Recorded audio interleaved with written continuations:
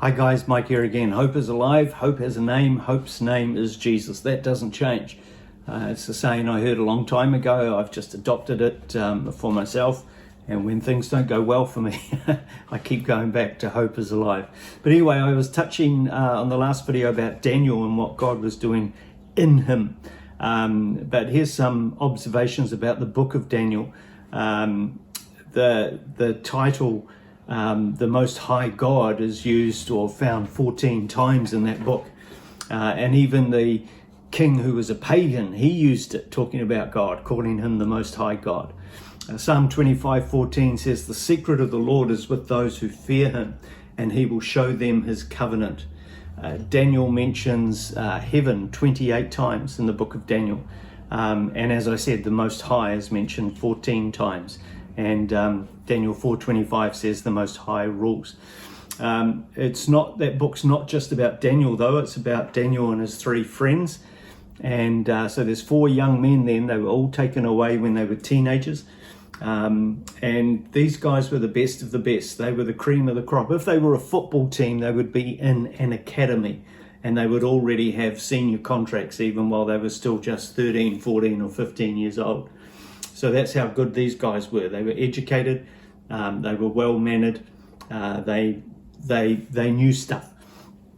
And if you think about Joseph in amongst the Egyptians, he was the best of the best. If you think about Esther in with the Persians, she was the best of the best. But one of the things that defines these people, it's their good works. They did good stuff, but it was their godly character. And they honored God with their character. So they honored the Lord. And it's interesting, if you read about Daniel and his friends, if you read about Joseph, if you read about Esther, you'll see that as they honored the Lord with their godly character, people around them were impressed with them. So they weren't trying to impress the people. That was just a byproduct of honoring God.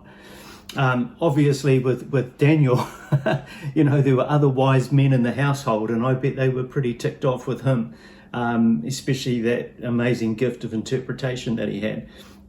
But what Daniel did was, you never hear him fighting or disputing with those people. He just seemed to have this ability to commit everything to the Lord.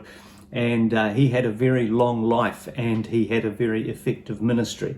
One of the things with Daniel, as you read that, you've got to realize too that he never stood alone, because the Lord was always in control. We sing songs about surrender. I surrender all. I give you everything I am. But with Daniel and his three friends, they prayed for one another. They stood beside each other. He prayed for them, they prayed for him. So no matter what they were doing, they were together, and they served the Lord as a tight unit. We can learn lessons from that in church today. Whether we like it or not, we are part of a family, and we need each other. And just like families aren't perfect, maybe your one is, so give me some tips. But churches aren't perfect either, and we need both. We need a good family and a good church life to be successful in life. Friends in the faith, they're not luxuries, they're necessities. Remember, Jesus chose 12, called them apostles. Paul had a host of friends, and if you read about Paul, they prayed for him and they assisted him in many ways. You just read that in the last couple of chapters of all his epistles. And history tells us as well that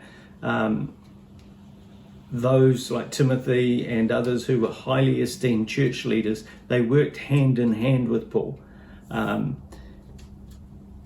We need to work together. We need to treat each other well, and we need to look after our families, and we need to look after our church family. So be blessed today. Get some insight from Daniel and Joseph and Esther. Be good.